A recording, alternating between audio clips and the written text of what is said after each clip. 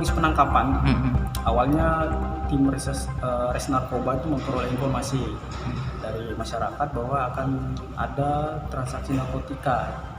Orangnya itu datang dari Pekanbaru. Setelah itu Atas nama siapa?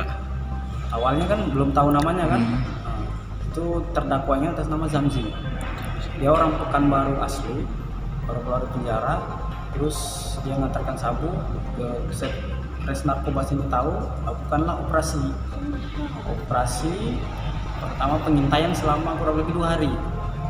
Hari ketiga baru mereka menemukan ada orang yang mencurigakan turun dari bis Handoyo, itu tepatnya di desa Pematang Panggang, Kecamatan Suji, Kabupaten Oki, pada pukul 21.30. Jadi penumpang dia, Pak?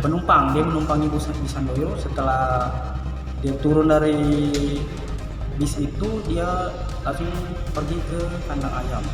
Dia meninggalkan barang bukti. Iya, dia menyembunyikan barang bukti di situ.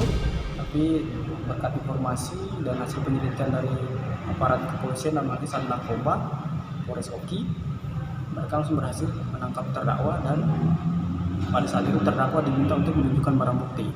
Pada saat ditunjuk barang bukti itulah dilihat bahwa di dalam tas ransel yang dibawa oleh terdakwa itu terdapat sabu seberat kurang lebih 1 kg. Oke. Di sabu kurang lebih tadi 1.000 gram lebih. Itu sudah dipertimbangkan oleh penuntut umum, tuntutannya seumur hidup, karena melihat nanti dampak dari apabila sabu tersebut tersebar di masyarakat.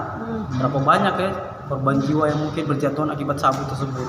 Sehingga jadi kami dan penuntut umum dengan mempertimbangkan rasa keadilan menuntut terdakwa seumur hidup. Pertimbangan lain juga bahwa memang terdakwa itu sudah pernah dihukum. Itu sudah pernah dalam kasus apa, Pak? Sebelumnya kasus narkotika juga. Kalau nggak salah ingat di Pekanbaru.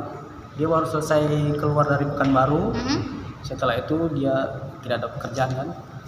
Dia minta pekerjaan dari salah satu napi di dalam lapas Pekanbaru. Akhirnya napi itu berikan pekerjaan antar sabu ke Pematang Panggang. Berapa lama yang kemarin dia divonis, Pak?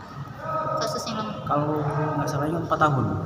4 tahun. Sebelumnya divonis 4 tahun karena mungkin alasan dia desakan ekonomi, tidak punya biaya. Akhirnya dia mau melakukan menjadi perantara untuk mengantar sabu sampai di Pematang Panggang. Tangkaplah dia dengan sabu kurang lebih 1 kg.